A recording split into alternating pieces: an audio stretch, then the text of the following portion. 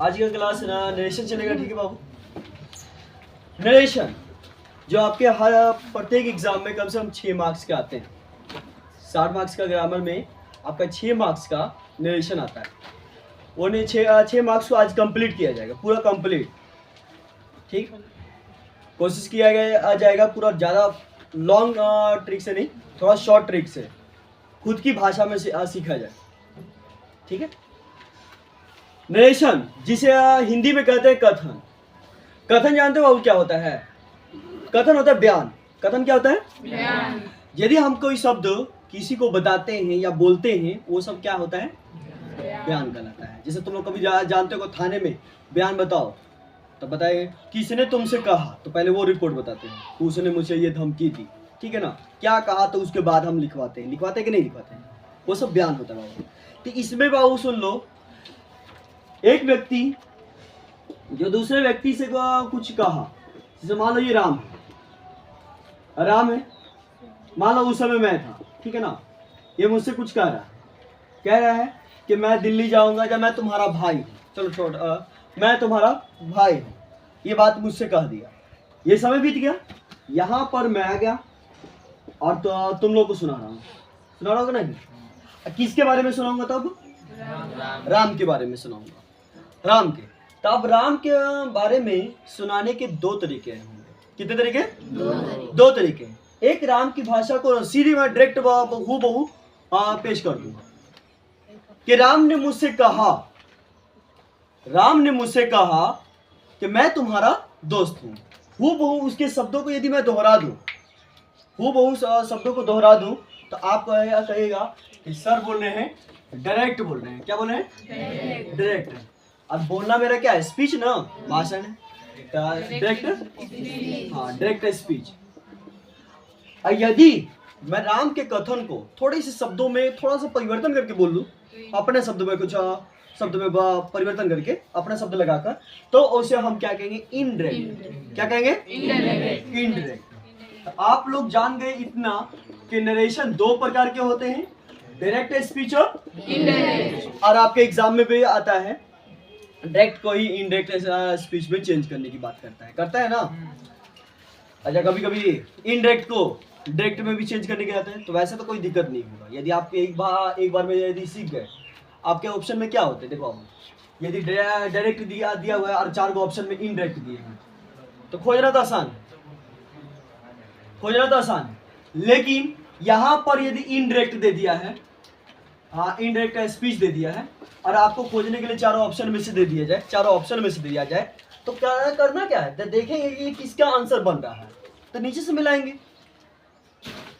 घुमा फिरा के दिया जाए कोई फर्क नहीं पड़ता हम लोग का। घबराना नहीं है कि डायरेक्ट दिया था तो इनडायरेक्ट बनाने में मेरे लिए आसान था, लेकिन इनडायरेक्ट दे दिया गया तो डायरेक्ट बनाने में कुछ हार्ड नहीं होता बाबू। ये हमारे माइंड पर डिपेंड करता है। माइंड वहाँ पर थोड़ा सा यूज करोगे, ऑटोमेटिक हम लोग से बन जाएगा। चलो अब शुरू करते हैं।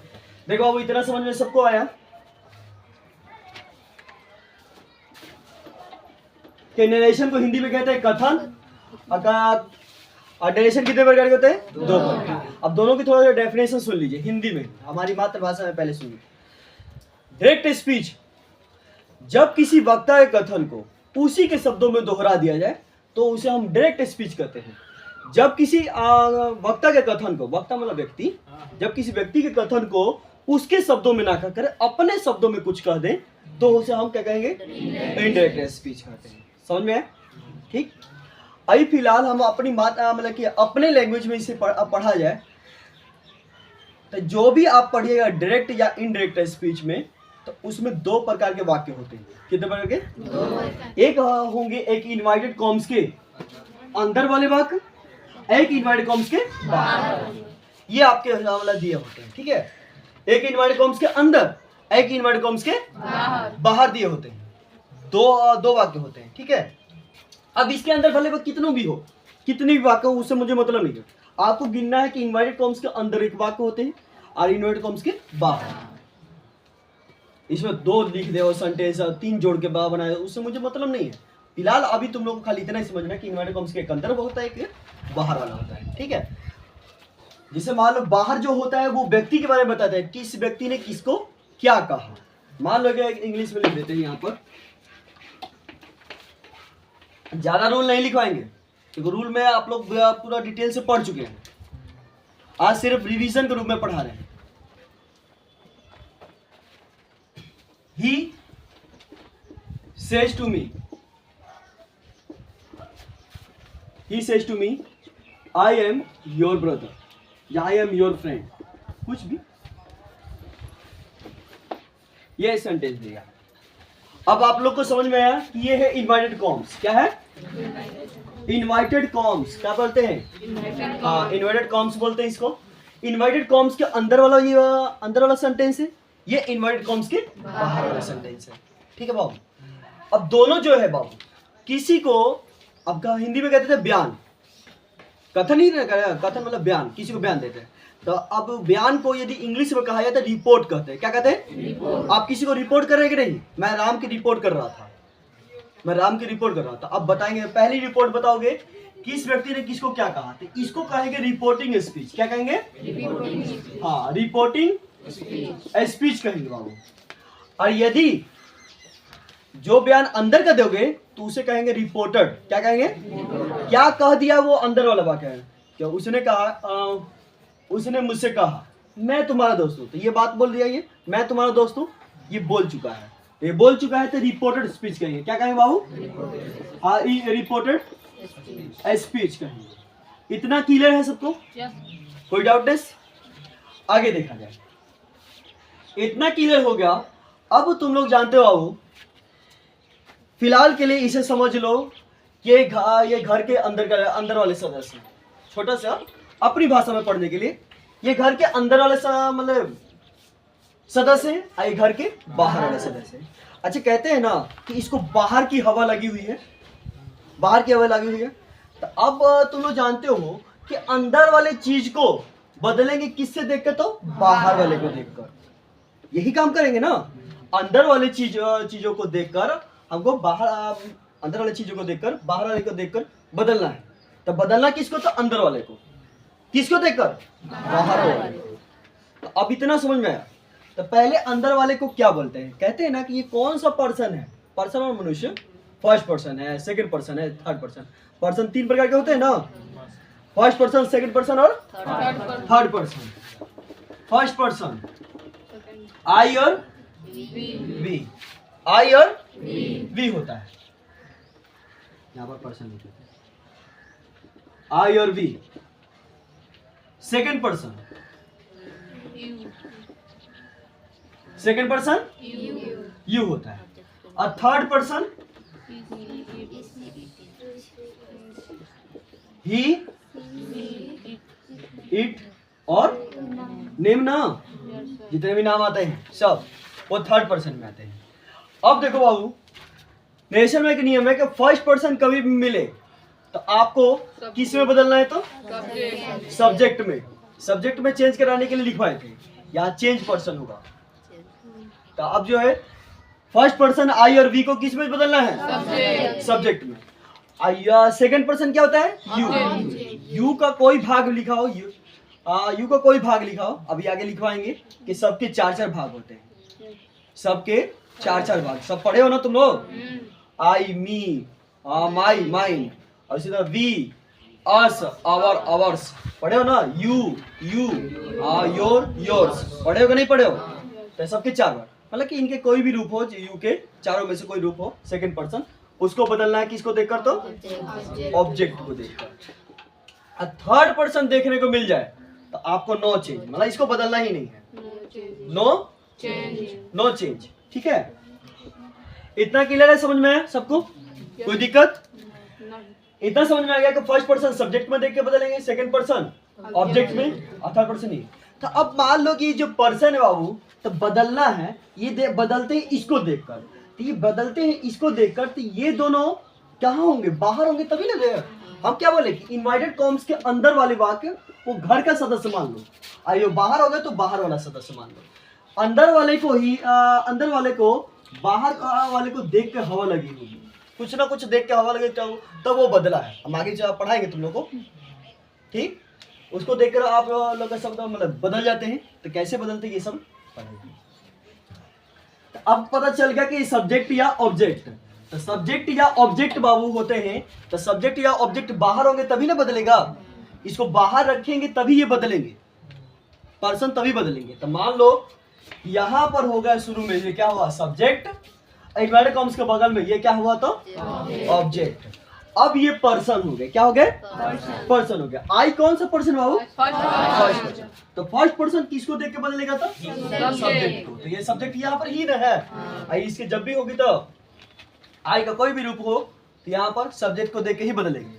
अब यू, योर किसका रूप है यू का ना, यू का ही ना योर होता है। जब यू सेकंड पर्सन है तो योर कौन सा पर्सन होगा सेकंड पर्सन। और सेकंड पर्सन किससे बदलेगा तो ऑब्जेक्ट को देख कर बदलेगा। सेकंड पर्सन किसको देख के बदलेगा बाबू, हाँ ऑब्जेक्ट को देख के बदलेगा। तो इतना क्लियर है सबको, कोई डाउटनेस नहीं है। इसे रफ कर देना, ये सब तो उतारे हो नोट किए हो।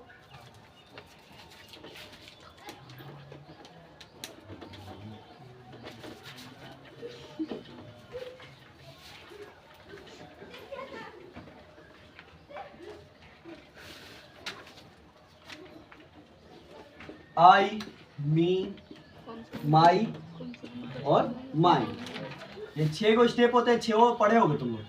फिर ही, हिम, हिज और हिज। सी, हर होता है, हर और हर। उसके बाद से we, us, our, ours, you, your, yours, they, them, their,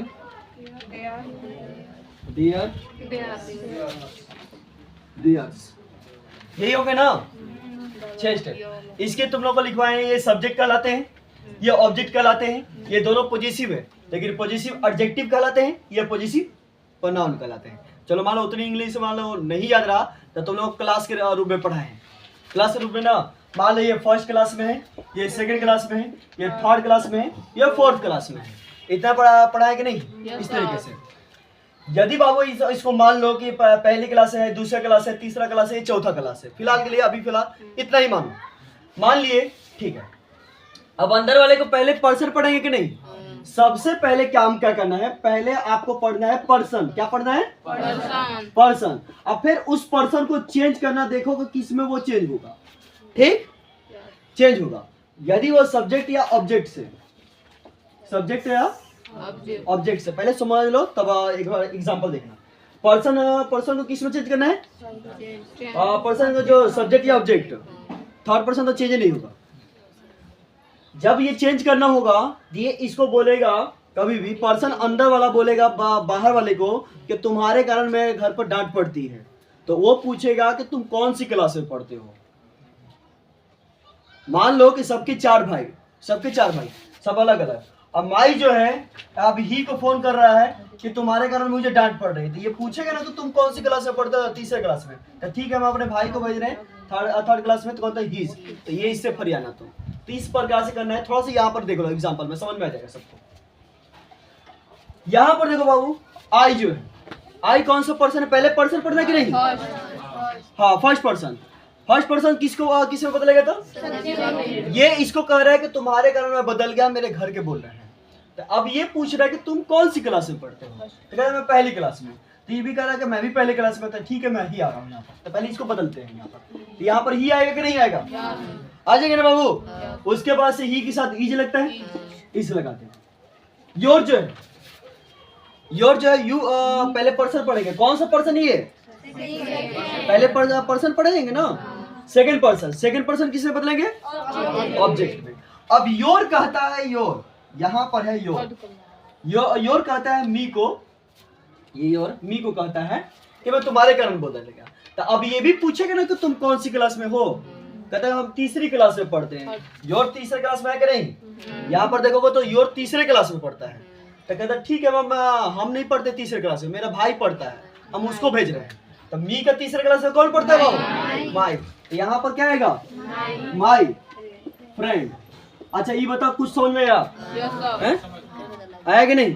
अभी फिलहाल यहाँ पर इन्वर्टेड कॉम्स को हटाकर सुनो, यदि इस इन्वर्टेड कॉम्स के अंदर फुल स्टॉप रहे तो इन्वर्टेड कॉम्स को हटा के क्या लगाना है?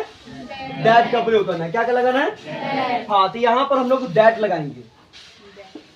इन्वर्टेड कॉम्स को हटाकर दैट तब लगेगा जब उसमें फुल स्टॉप रहे। यहाँ पर दैट लगा दिए। अब इसके नियम तो तुम लोग को पढ़ा है, ही का ही, यहाँ पर मी का मी। अब से तुम लोग को यहाँ 3 चीज पढ़ाए हैं, से असेस और सेड।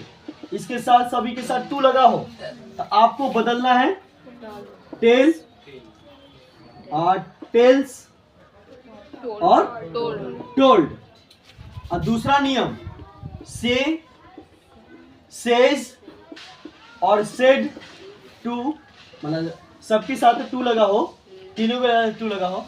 तब इसके लिए आस्क भी लगता है, आस्क भी लगता है और आस्क्ड भी लगता है। ये कब लगता है थोड़ा सा ध्यान दीजिएगा।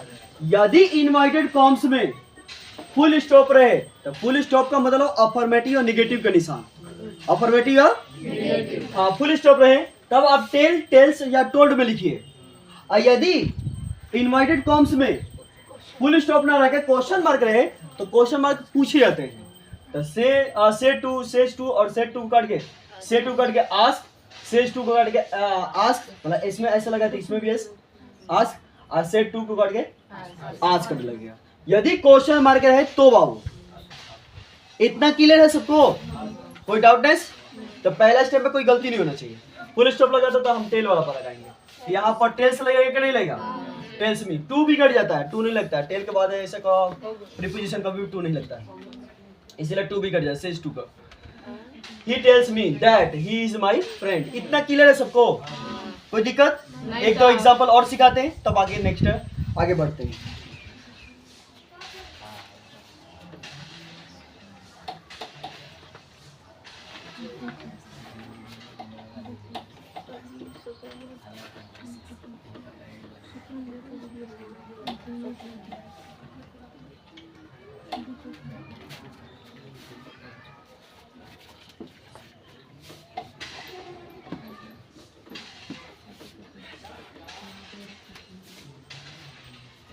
चलो देखो, मान लो लिख देगा यहाँ पर दे, मान लो they say to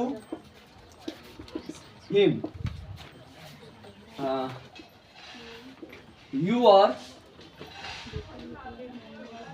our enemy. Enemy मतलब दुश्मन। चलो देखो बाबू लिखा है they say to him you are our enemy. अच्छा ये बताओ, यहाँ पर तो पहला स्टेप इसको बनाते हैं दे, वहां पर फुल स्टॉप लगाया था, टेल वाला वर्ड लगेगा कि नहीं? तो से टू कट के क्या लिखे? टेल और फिर हिम। अब फुल स्टॉप लगाए तो इन्वर्टेड कॉमा हटा के क्या लगाएंगे? दैट। इतना क्लियर है, किसी को कोई दिक्कत नहीं होना चाहिए। दिक्कत नहीं है। अब अंदर वाले चीजों को बदलना है तो अंदर वाले को पर्सन पहले पढ़ा जाता है कि नहीं? पहले पर्सन पढ़ना है। यू कौन सा पर्सन है? Second person. सेकेंड पर्सन किसे बदलता है? ऑब्जेक्ट में। तो यहाँ पर ऑब्जेक्ट यहाँ पर है बाबू, ये है ऑब्जेक्ट, ये है ये सब्जेक्ट। अब यू जो है हिम को बोलता है। अच्छा अब कहेगा कि सर जी यहाँ पर यू ये भी दिया है, यू ये भी दिया है, तो कैसे मानेंगे कि ये यू पहला क्लास है कि दूसरा क्लास है? इतना 100 बात की एक बात। यू यदि किसी वाक्य के अंत में लिख दे तो सीधा मानना दूसरा क्लास। और यदि पहले, दूसरे या तीसरे नंबर पर यदि यू रहे वाक्य के मतलब के अंदरूनी में ही, अंदर में ही पहले नंबर पर लिखा हो, दूसरे नंबर पर लिखा हो या तीसरे नंबर पर लिखा हो, यू लिखा हो तो उससे पहला क्लास मानना। क्योंकि कभी कभी हेल्पिंग का विदा जाता है तो दूसरे नंबर पर हो जाता है, और यदि डबल एच फैमिली लिखा हो तो तीसरे नंबर पर आ जाता है। तो पहला, दूसरा, तीसरा मतलब 3 अक्षर तक रहे तो ये आप लोग को मानना है, मतलब कि आप लोग को पहला क्लास। और यदि वही वाक्य के अंत में लिख दे, पूरा वाक्य लिख दिया उसके अंत में लिख दिया हो तो वो यू दूसरा क्लास मानना।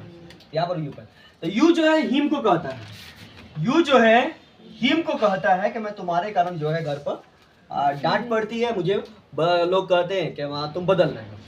तो कहता ठीक है, तुम कौन सी क्लास में हो? तो पहली क्लास में। तो पहली क्लास में हम नहीं पढ़ते, पहली क्लास में कौन पढ़ता है? ही पढ़ता है ना। तो यहाँ पर क्या आएगा? ही। अब ही के साथ क्या लगेगा बाबू? इज। पहले ही बताओ, ये समझ में आया कि नहीं? पहले इसको ये वाला ये यू जो है पहले पर्सन पढ़ेंगे। यू कौन सा पर्सन है? Second person. सेकंड पर्सन किसे बदलता है? ऑब्जेक्ट में। ऑब्जेक्ट जो ये जो है इसको कॉल करता है कि तुम कौन सी क्लास में पढ़ते हो? तो फर्स्ट क्लास में। तो अब हिम का पहला क्लास क्या बनता है? ही ना। हिम का पहला क्लास ये लाइन सर तुम लोग को याद होना चाहिए कंटिन्यूअली, ठीक है ना? उल्ट पटांग नहीं, सिर्फ लाइन सर। He is. और फिर अवर जो है किसका रूप है बाबू? बी का रूप है अवर। बी फर्स्ट पर्सन है तो अवर भी first person. First person subject को ना। तो अब ये कहता है सब्जेक्ट को कि मैं तुम्हारे का नाम बदल गया। तो वो पूछता है कि तुम कौन सी क्लास में पढ़ते हैं? तो हम तीसरी क्लास में पढ़ते हैं। तीसरी क्लास में पढ़ते हैं। अवर देखो यहाँ पर तीसरी क्लास में है कि नहीं? तो अब यो है अवर जो है दे को कहता है। तो कहता ठीक है, कहता हम तो नहीं आएंगे, यही लोग जाएंगे इनके घर, इतना याद रखना। तो अब जो है दे का तीसरे क्लास में कौन पढ़ता है जी? देयर पढ़ता है। तो देयर को भेजेगा अपने जो भी है, छोटे भाई बड़े भाई जो भी है, भेज दिया। अब ये कोई वर्ड तो चेंज करने के लिए कहीं नियम नहीं लिखा है कि नेम ही लिखा हो, फ्रेंड लिखा हो, कुछ भी लिखा हो, ये सब बदलते नहीं। पर्सन बदलिए और उसके बाद से आप लोग को हेल्पिंग और बदलना सिखाएंगे आप। तो यहाँ पर नेम ही लिख देंगे। तो बताओ ये कोई दिक्कत है पर्सन में किसी को? पर्सन में किसी को कोई दिक्कत नहीं? चेंज कर लोगे ना? ना समझ में आए तो एक बार इसे रिपीट करके देख भी लीजिएगा, ठीक है? अब आगे बढ़ा जाए। अब थोड़ा चेंज करना है हम लोग को। अब हेल्पिंग वर्ब टेंस चेंज करना है, टेंस बदलना।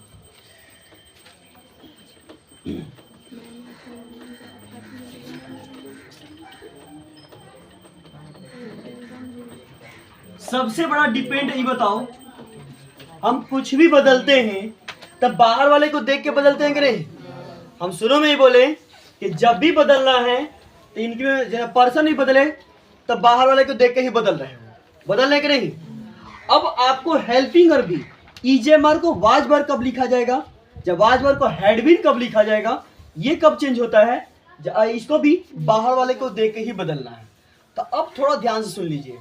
यदि रिपोर्टिंग स्पीच, इसको रिपोर्टिंग कहते हैं ना, अंदर वाले को रिपोर्टेड। यदि रिपोर्टिंग स्पीच प्रेजेंट या फ्यूचर में रहे तब टेंसों में कोई बदलाव नहीं होता है। यदि रिपोर्टिंग स्पीच प्रेजेंट या फ्यूचर में रहे तब आपका रिपोर्टेड स्पीच के टेंस में कोई बदलाव नहीं होगा। लेकिन यदि आपका रिपोर्टिंग स्पीच पास्ट टेंस में रहे अर्थात सेड लिखा हो, पास्ट में रहे अर्थात सेड टू लिखा हो, सेड टू, तब टेंस में बदलाव होंगे, टेंस में बदलाव होंगे। एक बार सुनो, सेड एक और भी चीज जगह पर लगता है, यहाँ पर हैज और सेड। हैज है वाला तो प्रेजेंट में आता है ना, तो ये यहाँ पर यदि कोई भी चीज का प्रेजेंट मिल जाए तो टेंस में बदलाव नहीं करना है। यदि ये ना रहे और सीधा लिख दे तो ही, सेड टू, हिम या हर, कुछ भी लिख दे तो सेड मिल गया ना, तब तो आपको बदलना है। इज हमारे किसमें? वाज में। किसमें? अब थोड़ा सा 2-4 मिनट था, खाली बात सुन लो। इतना तो समझ में आ गया कि यदि ये सेड रहे तब हम लोग को टेंस में बदलाव करेंगे। टेंस में कैसे बदलाव करने हैं? प्रेजेंट की कोई भी चीज, प्रेजेंट इंडिफिनिट हो, प्रेजेंट कंटिन्यूअस हो, प्रेजेंट परफेक्ट हो, पास्ट परफेक्ट कंटिन्यूअस हो, सबका जॉब पास्ट में बदलना है। किसमें? प्रेजेंट की कोई चीज पास्ट में बदल देनी है। यहां पर बात कर रहे हैं, इसकी नहीं। यहां पर ये प्रेजेंट है ना, इजेमर, तो इजेमर का पास्ट क्या बनेगा? वाज वर्ब बनता है। तो ही के साथ यहाँ पर क्या जाएगा? वाज। यहाँ पर टोल्ड रहेगा ना, हो गया ये टेंस, बदल गया। तो देखो, प्रेजेंट इंडिफिनिट है तो पास्ट इंडिफिनिट, प्रेजेंट कंटीन्यूअस है पास्ट कंटीन्यूअस, प्रेजेंट परफेक्ट रहे पास्ट परफेक्ट है, प्रेजेंट परफेक्ट कंटीन्यूअस रहे तो पास्ट परफेक्ट कंटीन्यूअस रहेगा। क्लियर? इतना समझ में है? लेकिन कभी भी याद रखना, प्रेजेंट का पास्ट बन सकता है लेकिन पास्ट का कभी प्रेजेंट नहीं बनेगा। पास्ट का जॉब पास्ट में रहेगा। यदि पास्ट इंडिफिनिट दिखने को मिल जाए, पास्ट इंडिफिनिट का, तब आपको पास्ट परफेक्ट में, मतलब पहले को तीसरा और दूसरे को चौथा। कैसे हम बोल रहे हैं? पास्ट कंटिन्यूअस रहे तो पास्ट परफेक्ट कंटिन्यूअस में रहेगा। तो मैं जानता हूं इंडिफिनिट पहले नंबर पर होता है, दूसरे नंबर पर कंटिन्यूअस, तीसरे नंबर परफेक्ट, चौथे नंबर परफेक्ट कंटिन्यूअस, होता है कि नहीं? तो देखो पास्ट इंडिफिनिट, आप पास्ट कंटिन्यूअस से परफेक्ट कंटिन्यूअस याद रखना। परफेक्ट कंटिन्यूअस कैसे? पास्ट कंटिन्यूअस में क्या होता है? वाज वर्ब ना, तो वाज वर्ब। इसमें क्या होता है? Had been.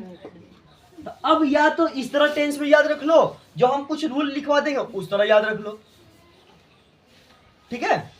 उस पर यदि ये सब चीजें याद रहा तो ठीक है, अच्छी बात है, और नहीं तो ये सब जो चीज लिखवाएंगे कुछ तो थोड़ा सा पढ़ लेना है, याद रखना है।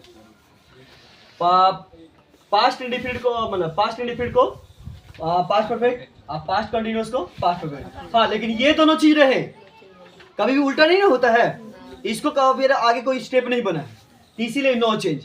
पास्ट परफेक्ट दिखाई जाए तो no change, past perfect continuous रहे तो नो चेंज, हैड बीन कहीं लिख दे तो नो चेंज, सेट रहते हुए भी नो चेंज, ये दोनों रहेंगे। क्लियर?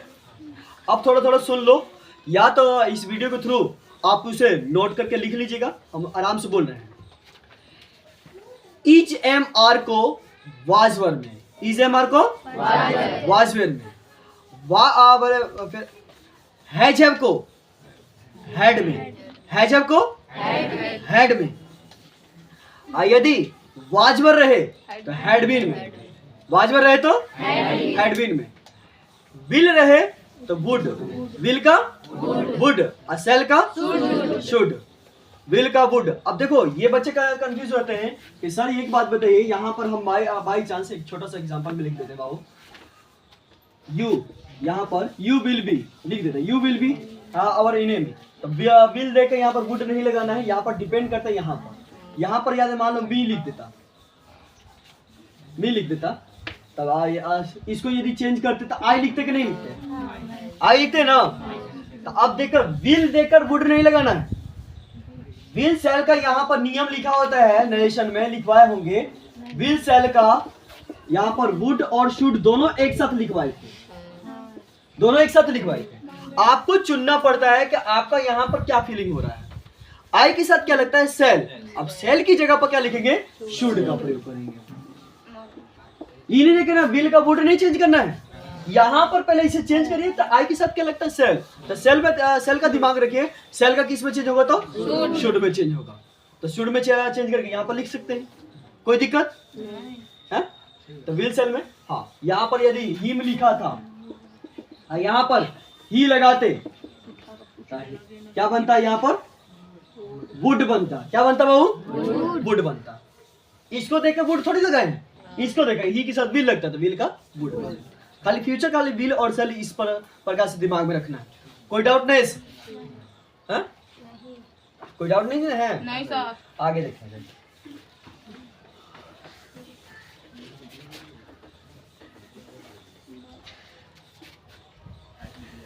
इतना क्लियर है टेंस में।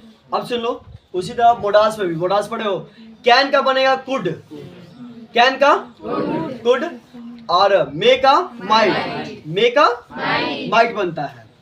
लेकिन कुड और माइट कभी नहीं बदलता है, वो क्या होगा?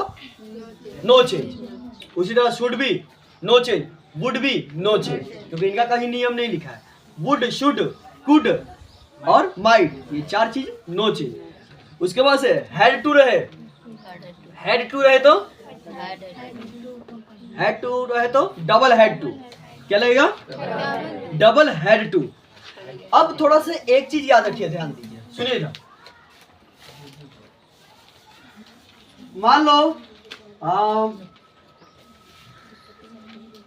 प्रेजेंट इंडिफिनिट, मान लो हम रूल में नहीं आते, यदि मान लो लिख दे इस तरह के एग्जांपल में कि राम said to गीता,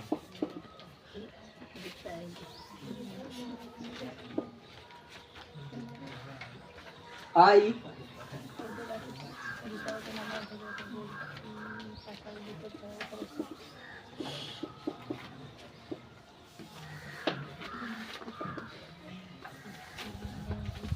कहते हैं Ram said to Gita I live with you. Ram जो है गीता से कहता था कि मैं तुम्हारे साथ रहता हूँ, ठीक है ना। अब जैसे मान लो इसको बनाने में तो कोई दिक्कत नहीं है, फुल स्टॉप है तो टेल वाला वर्ड, क्वेश्चन वाला रहता है आस्क वाला, सेड टू टोल्ड मी होता है ना, टेल्ड यहाँ पर गीता।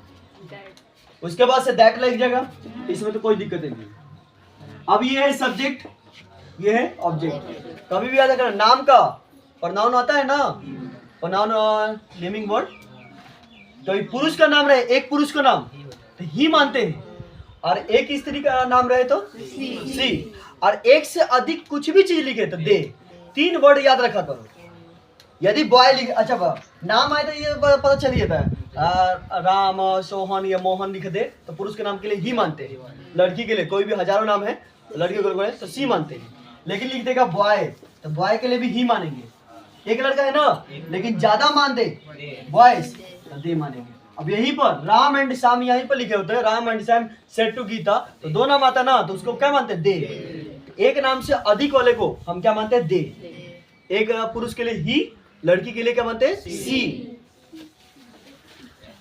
तो मान लो आई जो है फर्स्ट पर्सन है ना, सब्जेक्ट में बदलेगा, तो ये भी सब्जेक्ट का ही।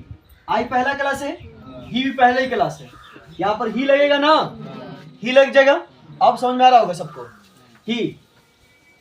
अब देखो यहां पर सेट दिया है, यदि ये प्रेजेंट का से लिखा होता या फ्यूचर का विल से लिखा होता तब टेंस में बदलाव नहीं करते, टेंसों में कोई बदलाव नहीं, जो टेंस है उसी टेंस में लिख देते।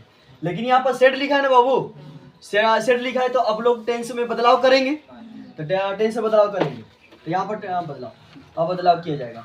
अब सुनिए, यदि कहीं पर हेल्पिंग अब देखने को मिल जाए, जैसे ईजे मार वाज वर हैज है, तब उसको चेंज करके मेन वर्ब को कुछ मत हाथ लगाइए, जो जैसा वैसा लिख दीजिए, जो जैसा लिखा वैसा लिख दीजिए, कुछ भी मत करिए।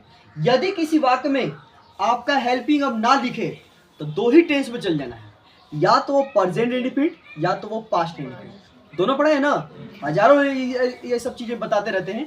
प्रेजेंट इंडिफिनिट के अफर्मेटिव में आपका हेल्पिंग अब नहीं लगता है, पास्ट इंडिफिनिट के अफर्मेटिव में हेल्पिंग अब नहीं लगता है, लग जाए तो वो इम्फेटिक बन जाता है ग्रामर का। अभी फिलहाल देखो यहाँ पर नहीं लगा है, यदि क्रिया पहला रूप या 5वां रूप, 5वां मतलब एस लगाओ तो प्रेजेंट इंडिफिनिट, यदि दूसरा रूप लिखा हो तो पास्ट इंडिफिनिट। तो ये पहला रूप लिखा है कि नहीं, तो क्रिया पहला रूप रहे तो उसको किस में बदलना है, तो वर्ब की दूसरी रूप। अब वर्ब की दूसरी रूप लिखा हो तो हैड और वर्ब की तीसरी रूप लगाना है, हैड और वर्ब की तीसरी रूप, ये दोनों याद रखना। क्रिया पहला रूप लिखा हो, पहला या 5वां में एस तो आपको वर्ब की दूसरी रूप, ठीक। और यदि वर्ब की दूसरी रूप लिखा हो तो हैड और वर्ब की तीसरी रूप। तो यहाँ पर लीव का दूसरा रूप लीव्ड लिख सकते हैं, विद का विद। अब यू जो है सेकंड पर्सन, तो गीता में तो लड़की के, तो अंत में लिखा है कि नहीं, यू अंत में लिखा है तो सेकंड क्लास ना, तो लड़की का सेकंड क्लास हर होता है कि नहीं, सी का हर, यहाँ पर हर लिख सकते हैं। कोई डाउटनेस, कोई दिक्कत नहीं है।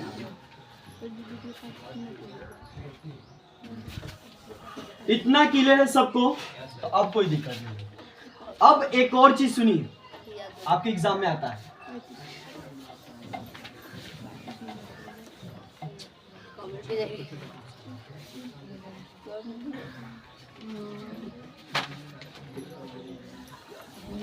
नरेशन की खासियत है, देखो वॉइस की खासियत है, क्वेश्चन मार्क का जवाब क्वेश्चन मार्क में, फुल स्टॉप का जवाब फुल स्टॉप। फुल स्टॉप होता है अफर्मेटिव या नेगेटिव को फुल स्टॉप कहेंगे, ठीक है, मेरा वही अर्थ है। फुल स्टॉप का जवाब फुल स्टॉप में, क्वेश्चन मार्क का जवाब क्वेश्चन मार्क में। लेकिन नरेशन में नियम नहीं है, नरेशन में एक नियम है, फुल स्टॉप का जवाब आप फुल स्टॉप में दे सकते हैं। यदि डायरेक्ट स्पीच में, यदि इन्वर्टेड कॉम्स में आपका फुल स्टॉप लिखा है तो आप इनडायरेक्ट स्पीच में जब बनाएंगे तो उसका जवाब फुल स्टॉप लिखेंगे। यदि आपका डायरेक्ट स्पीच में क्वेश्चन मार्क है तब भी आपको जवाब किस में देना है? फुल स्टॉप में देना है। तो अब नियम सुन लीजिए, थोड़ा सा फॉलो करिए, उसके बाद से बनाना आसान है। क्वेश्चन मार्क का मतलब क्या होता है? क्वेश्चन मार्क का मतलब होता है कि सब्जेक्ट से पहले हेल्पिंग वर्ब लिखा होगा। दुनिया का कोई भी क्वेश्चन आप लोग उठा के देख लीजिए, क्वेश्चन मार्क का नियम होता है कि सब्जेक्ट से पहले हेल्पिंग वर्ब लगा होता है। सब्जेक्ट से पहले हेल्पिंग वर्ब, जैसे आई लिखा हो तो आई के साथ एम इधर जो है हेल्पिंग वर्ब है ना, एक्सिलरी वर्ब जो कहते हैं एम, तो अब जो है एम इधर आता है कि नहीं? जब क्वेश्चन मार्क लगता है कहता क्या मैं अमीर हूं, क्या मैं एक टीचर हूं, तो एम आई ए टीचर बोलते हैं कि नहीं? A teacher. तो क्वेश्चन मार्क लगाता है, सब्जेक्ट से पहले क्या लगा है? हेल्पिंग वर्ब लगा है कि नहीं लगा है? अब उसी तरह डब्ल्यूएच फैमिली पर कोई होता है, वो कैसे गरीब है? हाउ एम आई ए है ना, हाउ इज ही पुअर, वो कैसे गरीब है? तो यहां पर भी क्वेश्चन मार्क लगा है, तो सब्जेक्ट से पहले क्या लिखा है? हेल्पिंग। अब जब भी आपको क्वेश्चन मार्क जब फुल स्टॉप में करिएगा तो आपको कुछ नहीं करना है, आप जो भी पर्सन चेंज करना है चेंज करिए, ठीक है ना, और जो हेल्पिंग वर्ब भी चेंज करना है चेंज करिए, लेकिन चेंज करके इसको पहले लिख दीजिए। यहाँ पर जो है चेंज करना है, ई सीट का जो भी चेंज करते हैं वहां पर लिख दीजिए, और हेल्पिंग वर्ब को ई से का जो भी वाइजर में चेंज करेंगे वो इधर बाद में लिख देना है, ठीक है, जो भी चेंज करना है। तो अभी जो है दोनों का नियम ये होता है बाबू, क्वेश्चन मार्क का नियम होता है सब्जेक्ट से पहले हेल्पिंग वर्ब होना, आंसर का नियम होता है सब्जेक्ट के बाद हेल्पिंग वर्ब होना। कोई दिक्कत, कोई डाउट नहीं है इतना है? अब थोड़ा सा एक एग्जांपल बोल दिया जाए। अब तुम लोग को एक चीज हम बताए होंगे सबसे पहले जब सिखा रहे थे, तो इनवाइटेड कॉम्स हटाने के 4 तरीके आते हैं आपके एग्जाम में। 4 तरीके, कितने? 4 तरीके। एक आप दैट लगाना सीख गए, उसके बाद से इफ लगता है, इफ या वेदर, उसके बाद से कुछ नहीं मतलब काट कर कुछ भी नहीं लगता है वो भी, और एक लगेगा टू, ये लगता है। अब ये दोनों चीज इसी में सीखो, क्वेश्चन मार्क वाला में, क्वेश्चन मार्क वाला में। ये लगता है इंपरेटिव में। इंपरेटिव जानते हो ना, जिसकी शुरुआत मेन वर्ब से होती है, हेल्प द पुअर, हेल्प क्या है? मेन क्रिया, इसमें इन्वर्टेड कॉमा हटा के क्या लगेगा? टू, वो सब अलग। अब सुनिएगा ध्यान से, क्वेश्चन मार्क का इन्वर्टेड कॉमा से हटा के इफ कब लगेगा? यदि किसी सब्जेक्ट से पहले हेल्पिंग वर्ब लिखा हो, खाली हेल्पिंग वर्ब लिखा हो, तब उसमें आपको इफ का प्रयोग करना है। किसका प्रयोग करना है? इफ का। और यदि आपको कुछ नहीं का प्रयोग कब करना है? सब्जेक्ट से पहले हेल्पिंग वर्ब तो रहे, लेकिन उससे पहले डब्ल्यूएच फैमिली रहे। डब्ल्यूएच फैमिली का मतलब व्हेन, व्हाई, हाउ, मतलब हाउ लॉन्ग, वेयर, ये सब होता है ना। 14 का मीनिंग लिखवाया है, ये सब लिखवाया कि नहीं डब्ल्यूएच फैमिली में? ये सब से शुरू हो तो आप इन्वर्टेड कॉमा हटा के कुछ नहीं लगाना है, उसकी शुरुआत डब्ल्यूएच फैमिली से ही शुरू करना है। डब्ल्यूएच फैमिली से ही शुरू करना है। इतना क्लियर है? हाँ? अब थोड़ा एक वाक्य लिख देते हैं, वाक्य लिख के आप समझाते हैं।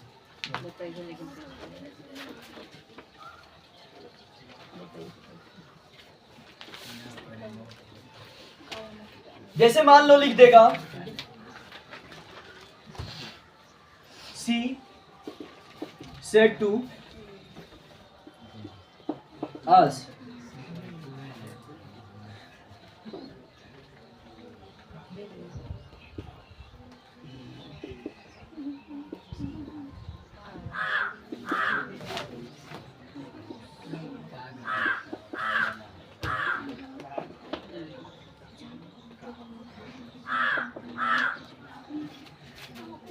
मान लो लिख दे बाबू, She said to us, "Are you not beating me?"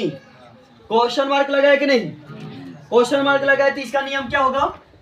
Asked लिख सकता है यहाँ पर, आस्क्ड अस। यहाँ पर क्या चेंज कर सकते नहीं?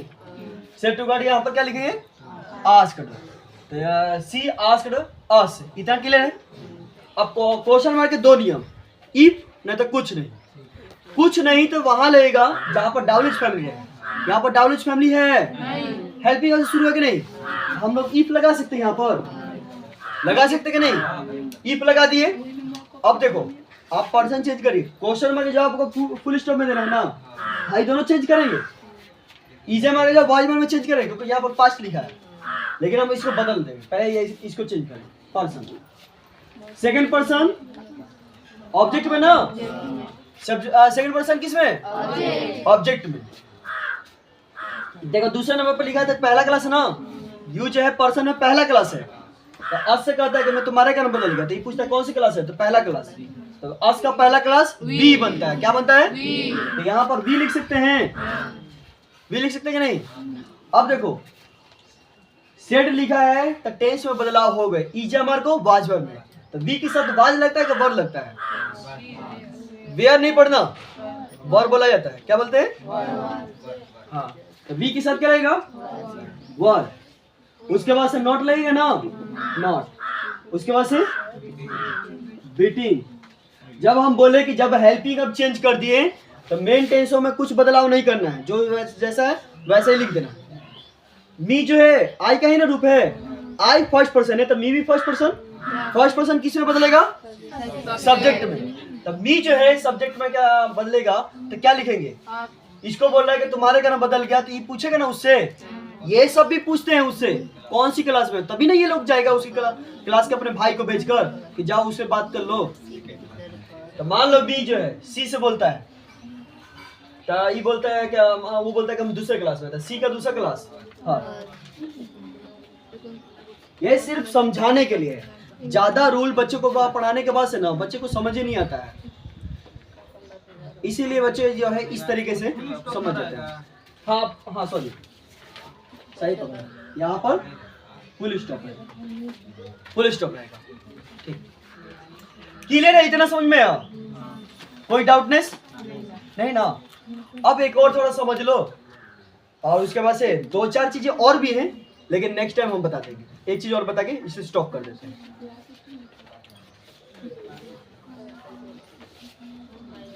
देखो वीडियो को भले 2 दिन आप करके देखिएगा, 2 दिन में करके देखिएगा, आधा देख लिया जाए और उसको प्रैक्टिस कर लीजिए आधा आज, और फिर आधा कल देखकर उसे प्रैक्टिस कर लीजिएगा। 2 दिन कर लीजिएगा ना, तो आपके 6 या 7 नंबर कंप्लीट हो जाएंगे। जितने भी जैसे भी नरेशन रहेगा आप बना सकते हैं। इसके बाद प्रैक्टिस करिए, उसके बाद बताइए कि ये क्वेश्चन नहीं बन रहा है। 2-4 चीजें और हैं, वो थोड़ा हार्ड है, उसको हम आएगा नेक्स्ट चैप्टर में बता देंगे। देखो अब थोड़ा इंपरेटिव पे सीख लीजिए। मान लो लिख देगा Ram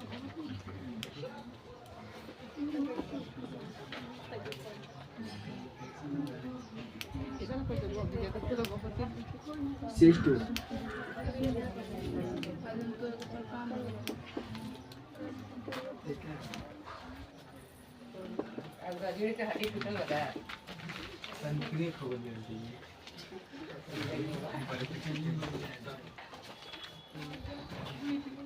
Ram says to you help the poor. Ram says to you, तो यहां पर देखो राम सेज टू काट के क्या लिखेंगे? टेल्स लिखेंगे ना, ये प्रेजेंट है, टेल्स, और यहां पर यू। अब यहां पर देखेंगे क्वेश्चन मार्क लिखे है ना, ये क्वेश्चन मार्क होगा, गलती लिखे,